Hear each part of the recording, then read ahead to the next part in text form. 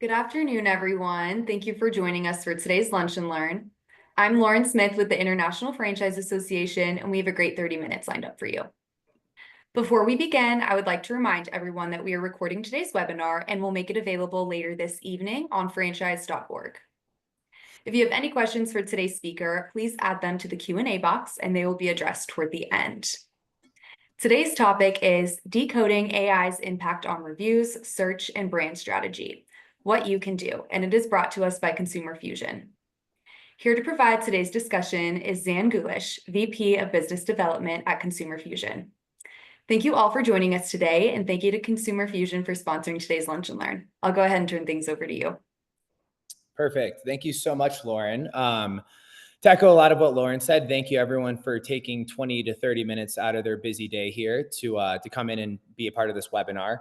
As Lauren mentioned, today we are going to talk about, and today's topic will be decoding AI's impact on reviews, search, and brand strategy, and what you can do to start help leveraging this. As mentioned, Consumer Fusion is sponsoring it, and I'm happy to be here representing them today.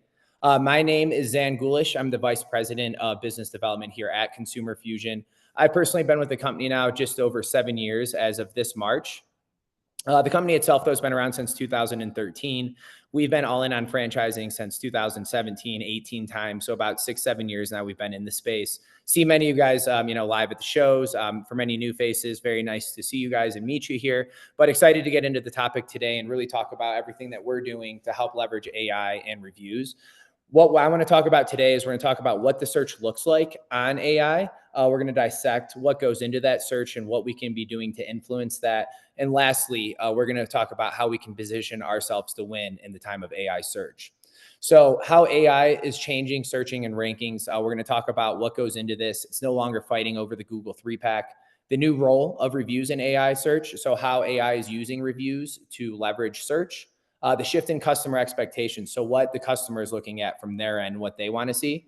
Using AI review listening to get ahead. So what type of AI tools can we use to help analyze all of our reviews that are out there to help position our brand, not only currently, but also moving forward and making those decisions. I'm going to talk about actual brands using AI review listening already and different things that they're doing around sentiment to position their brand correctly.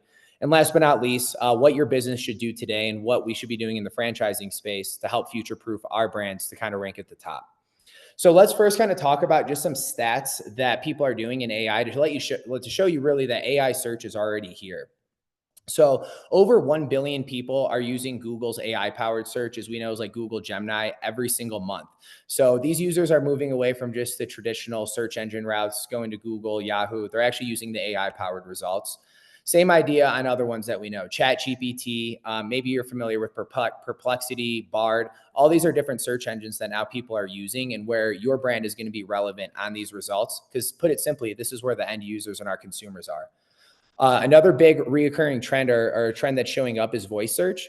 So think that if you're in your car driving down the road, and I did this today, I was in a town that I'm not familiar with, find me the best cup of coffee in town. AI is going to say, hey, Zan, you should go to XYZ Coffee Company. They have the best coffee. So thinking about too, how we need to start positioning ourselves for voice search and what we can do to rank better and that conversational search as well from the consumer standpoint. Last but not least, 75% of consumers trust AI curated search results. I know that I do. Anything that AI tells me, I blindly listen, which is maybe a fault on mine. But I imagine if I'm doing it, you're probably doing it, and so are your consumers. So let's talk about now how AI is changing search and rankings. So I mentioned earlier, we've been traditionally all fighting and bartering over this Google 3-pack. This is kind of where the end all be is. How do we get our franchisees here at the local markets? But then how do we get into the top 3? Because we know traditionally, this is where more clicks happen, more phone calls, more revenue for our businesses. But this will still be very important, but it's not going to be the end all be all now that AI is really influencing a lot of this search. So I have a quick video here from our marketing person, Rosie. She's really the brains behind this operation and the presentation today. So I'm going to have her do a couple real-time examples of what this search is actually looking like on these sites. Google just changed the game. They're now using AI to help people find services or businesses that they need faster and way smarter. Let me show you what it looks like. So I'm gonna go ahead and look for a friendly roofing company in San Diego. And just like that, I'm getting an AI overview of recommended businesses near my area. I'm also gonna do the same search on ChatGPT and let's see what it does. And already I have my results. So it's more important than ever to double down on your reviews to make sure that you're ranking on these AI searches. Because if you're not, are you even a part of the conversation? That's right. And so you can see here how it's a little bit different than just the traditional Google 3-pack search or getting recommended businesses that you're now having to scroll through. So let's dissect now what actually goes into these search results and how we can be relevant in these moments. Google just So we're going to first break down the anatomy of what Google search results look like. So the first part here, number one, that we have indicated is simply a summary. I challenge all of you to go into your brands and actually ask Google or ChatGPT to do a quick summary of your brand. Let's see if that messaging is consistent that you want to pass to your end consumer. Is it aligning with our core values, what we believe in as the business? Is it highlighting what our top services are? So the first piece here is simply just a high level overview of what Google interprets what your business looks like on their sites. The second piece is going to talk about actual resources here. So these will be things like your blogs, your review sites that you guys are hosted on. This is what either you're putting out there, the content, or what your consumers are putting out there about you. And they'll highlight some of these options as well for consumers. The last piece is going to be the feedback. So this is where the overview can be generated, and this is where they'll list all of the resources that they're using. So you can see here they use sites like Yelp and other relevant blog sites that you're putting out there.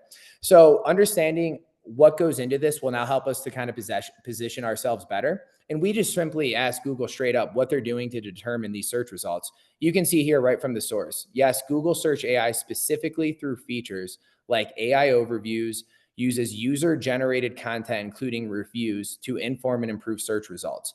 So you can see right here from Google, they're going to be using your customer reviews to legitimize your business and determine if you're worthy of ranking in these local markets. This is on the Google side and breaking down their anatomy. So now let's get into what goes into ChatGPT. It's going to look a little bit different than how Google does. You can see here ChatGPT lists out a map with about 5 or 6 different options. So no matter what business or category you're in, whether you're in the healthcare space, you're in the home service space, you're in the restaurant industry, this will be what this search looks like. They're going to have a map here showing the best businesses in their area based off customer sentiment that ChatGPT recognize. They'll have all your basic information, name, address, phone number. But once again, what information did we use to pull these results? I like here how ChatGPT says I used online listings and reviews from sources like Google reviews, Yelp, and business websites to identify friendly, reputable pet care locations in Huntington Beach. So once again, content that our consumers are putting out there is determining where we're ranking on these sites. So let's get into how AI's influence on search is happening and how AI is changing how search engines rank businesses and how customers actually find them. So 3 or 4 different things they do here is AI algorithms prioritize real customer feedback over traditional SEO signals. So this is where I'm saying that blogs, doing like traditional website SEO is not going to influence ChatGPT, Google Gemini, Perplexity, all these sites as much as your customer reviews and sentiment that's out there. So it's not just about having backlinks, blogs, and things. Now, what are we doing to help make our customers or help make it easy for our customers to share good things about us? Same idea here that we're probably all familiar with. This is nothing groundbreaking, but Google business profiles, reviews, and your directories matter more than ever. If you're already on top of your Google business profiles as well as your directory sites, so your directory sites, depending on any given industry, can be an extra 40 to 50 sites you need to be on. So making sure you're listed on all of those correctly, once again, with name, address, phone number is going to be imperative for these AI search results. And then once again, the Google's AI overview, it will summarize search results using real customer reviews. So once again, this isn't information you're putting out there. This is going to be determined based on what your customers are saying. So giving them an outlet to share that positive feedback is going to be critical moving forward. So why do reviews matter more than ever when influencing this search?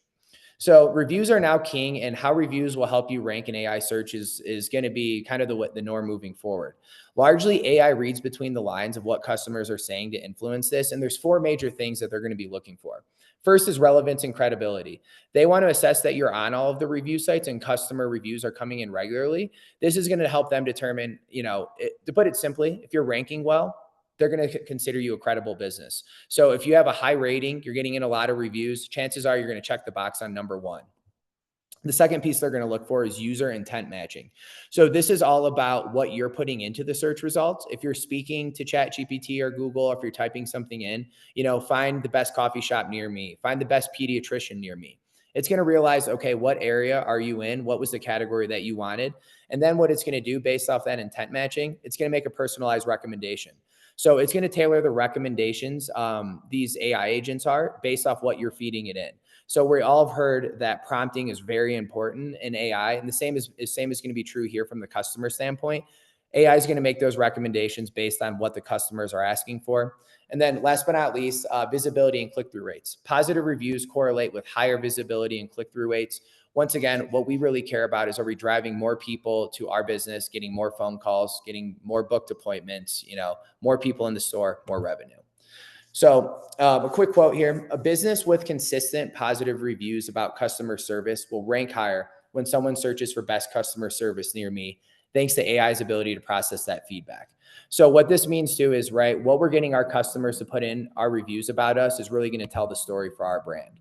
So this is a quick recap and what you need to know of what we've gone through for the first part of this presentation. So now we're going to get in after this to actionable things that we can do for our brands. So users are no longer going to need to scroll endlessly. We're not going to go through 3 pages of Google to decide a business. We're going to take what AI tells us to do and make a decision based off those 4 or 5 recommendations. Generative AI gives reviews a big say in search results. Reviews are weighted now more than ever and more heavily to influence search. Continued value of directories in Google's algorithm. So once again, Google likes to see when you're on Google. There's about 50 sites everyone needs to be on here. So making sure your business is on all 50 of those sites and the information is accurate. If you have different information across all the sites, that's gonna harm your ranking in these search results, and it's gonna push you down further. So making sure the directories are right. Consumer demand for specific and detailed information. Once again, more information we can get from our customers putting this in, or we're putting out there with blogs, this is going to help us. Rise of local search and personalized recommendations, making sure that we are putting relevant information out there for the search and specifically in our business category. And last but not least, there's going to be AI overviews, so you can get the gist of a topic faster. So this is what needs to come in to what we can actually do on our brand side to make sure that we're positioning our brands well for the future of search. Number 1 is leveraging customer reviews. This is going to be a little bit of a broken record here, but we need to make sure we have a review strategy when it comes to generating reviews. Whether you have something integrated with your CRM, your point of sale system, you're incentivizing your employees to ask customers for reviews. We want to get getting a lot of reviews in frequently, but then we want to be responding to them. Review responses are a huge area of opportunity for us to start to leverage these keywords that customers are stating. What I can think of is we work with a turfing brand, and what we notice is in a lot of their reviews, customers were mentioning canine grass. So now we know that this is what customers are looking for. So maybe we come in and mention that not only the area that they service, that they're a turf company, but they also have canine grass within those reviews. Now Google's going to start to reward us for putting that in these and help influence the search rankings. Optimizing your directories, being listed in all the right places, coming in and updating this information every single month, not only is going to help for that Google 3-pack, but also is going to kind of kill 2 birds with 1 stone and also help you rank in the AI search. Last but not least, create useful and concise content. So continue doing everything that you're doing on normal social media outlets, Facebook, Instagram, Twitter, LinkedIn. But I also want you to start thinking now how we can make conversational content. If we notice that a lot of customers are mentioning, this is the friendliest customer service roofing company I've ever worked with or spoken to, maybe now we start thinking about, okay, how do we create a blog based off this conversational content? You're the friendliest, roofing company here in San Diego. So when people are doing these search results or they're talking into their phone, we need to think about how we're creating content tailored towards that. So part 2 of our presentation today is AI isn't just ranking you, it's a tool for your business. So we're going to talk about how you can start to leverage some of these tools to help you make decisions moving forward.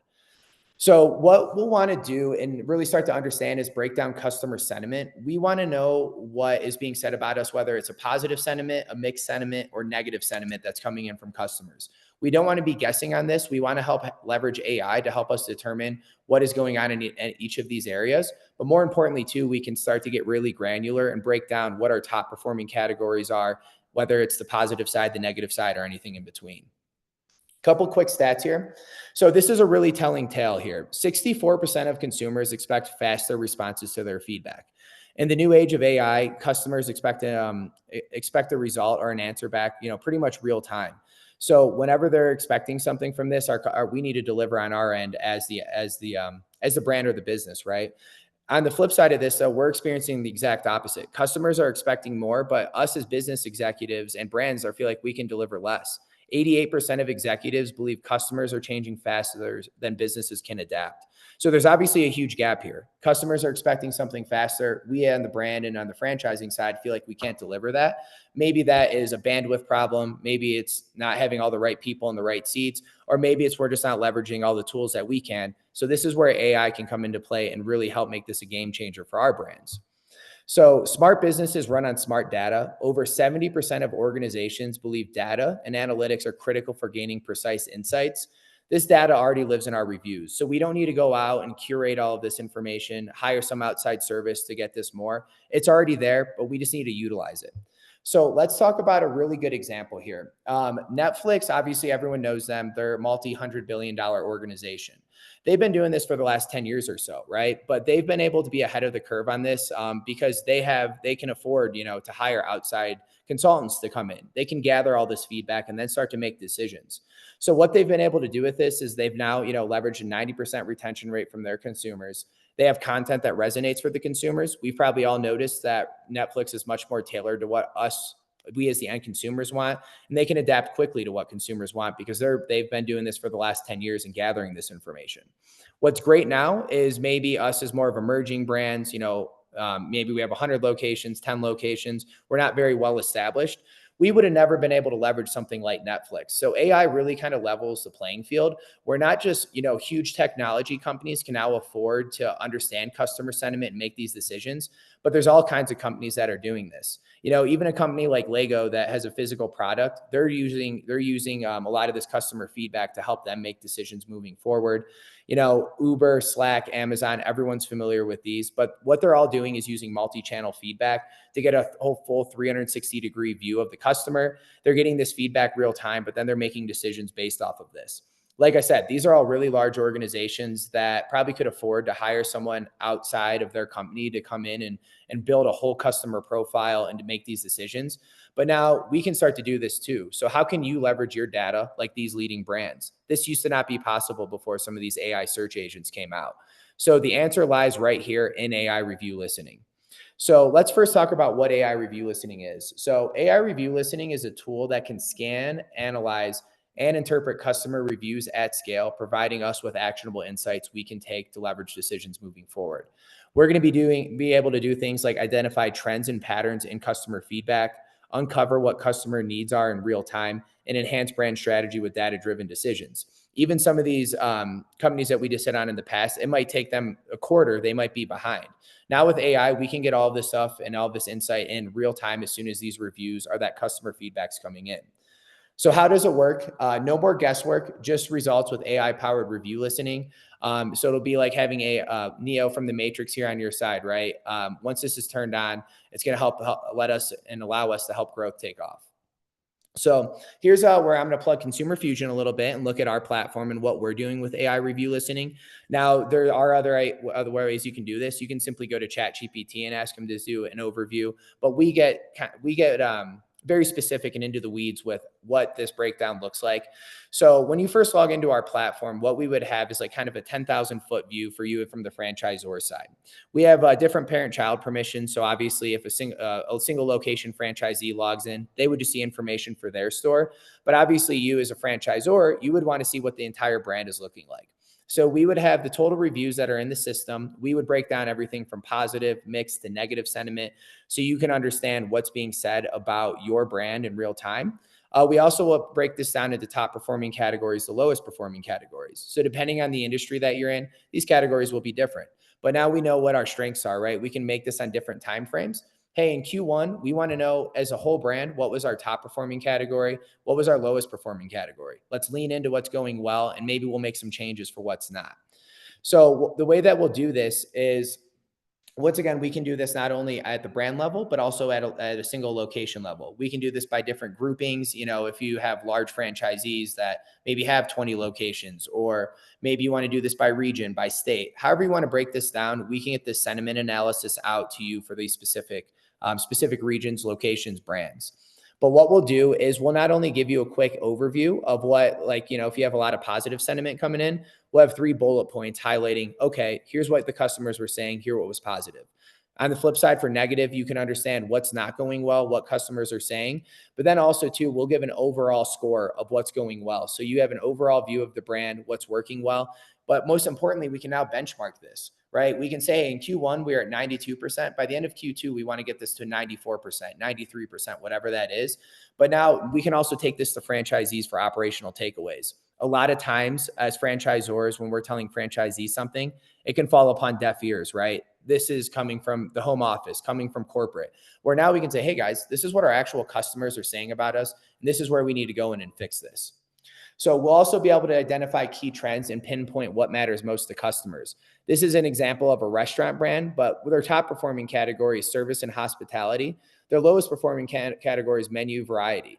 So maybe what we can say is, hey, we're doing a really good job of servicing our customers, but they clearly want us to have more product out to them. So now we can maybe start to make some of our operational decisions, some of our marketing decisions based on this. And maybe we start to introduce some new products based off this sentiment and takeaways from what our actual customers are telling us. This isn't guesswork, right? This is what the consumer wants. We can also break down top locations based off specific insights. So we can break down the top performing locations in the brand down to the lowest performing locations.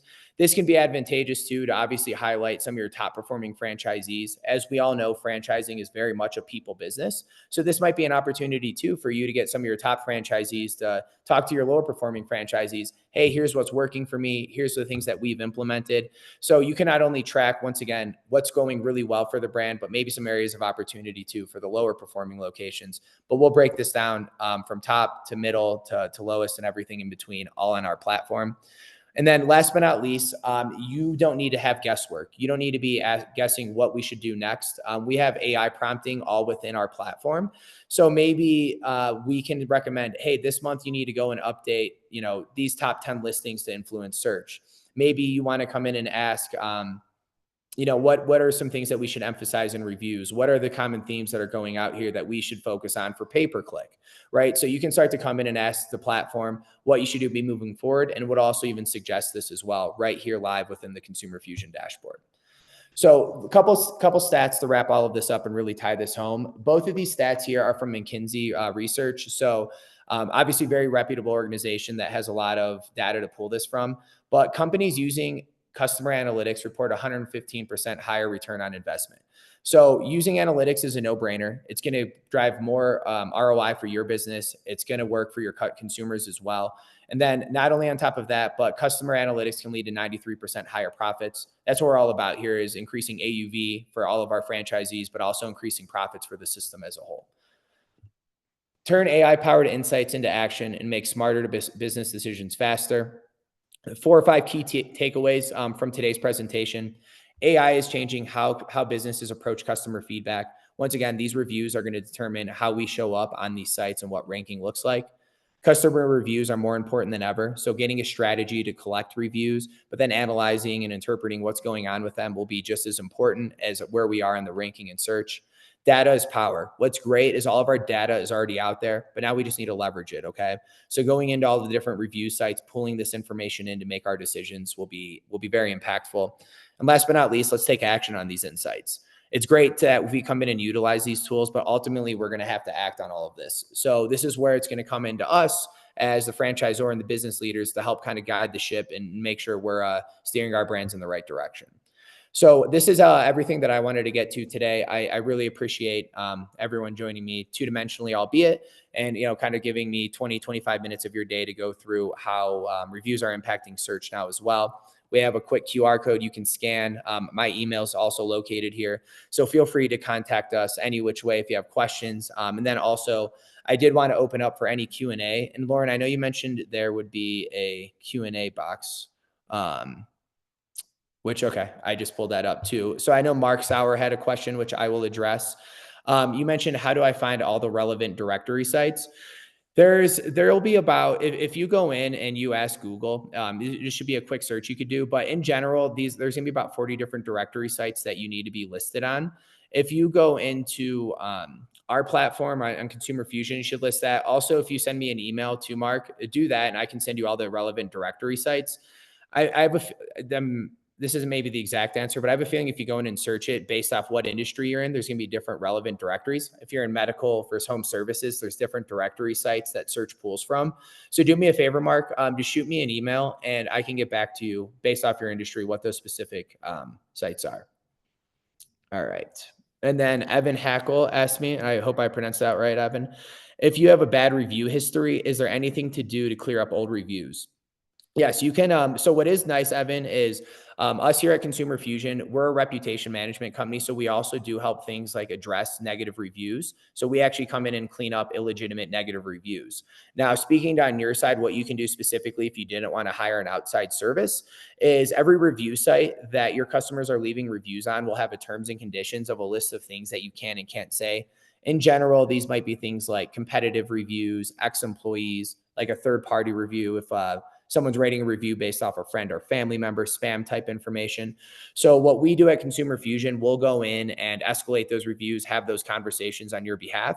If it's something maybe you can't, you wouldn't want to do or hire an outside service, you can do this yourself, but just know persistency and consistency here is a big thing when escalating negative reviews. And it's kind of hard to do at scale. So that's where like looking at an outside or third party might be advantageous, but that's going to be more your specific situation. So, but to kind of build upon that too, Evan, this will obviously be really important too now influencing search, not only getting that bad stuff or older stuff cleaned up, but obviously getting new positive stuff coming in as well. And then feel free to, I know Lauren mentioned there is a Q&A box down there at the bottom. So if anyone else does have questions, feel free to put them in that section. I'll continue to answer.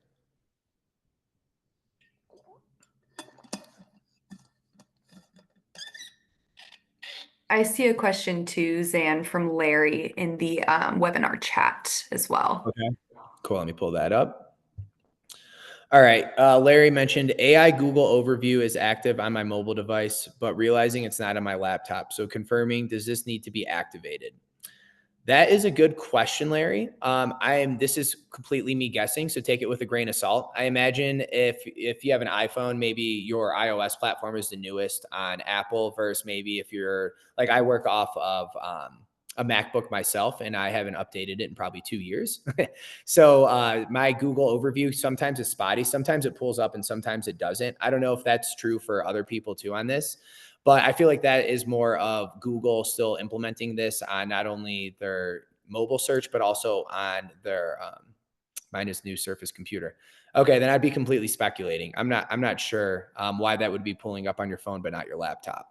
So I'm sorry to be the bearer of bad news there, but yeah, I'm not really sure why that would be. Cool. And I think that that is all the questions that I see too, Lauren. I know we only have a minute or two left. So I didn't know if you wanted to wrap everything up here. And then, like I mentioned, if anyone want to take anything offline, you can see my email there. You can also scan. So feel free to contact me separately and I will be happy to address anything you need. So I'll turn it over to you then, Lauren. Perfect. Thank you so much, Zan. This was excellent content and excellent feedback from all of you. We really do appreciate it.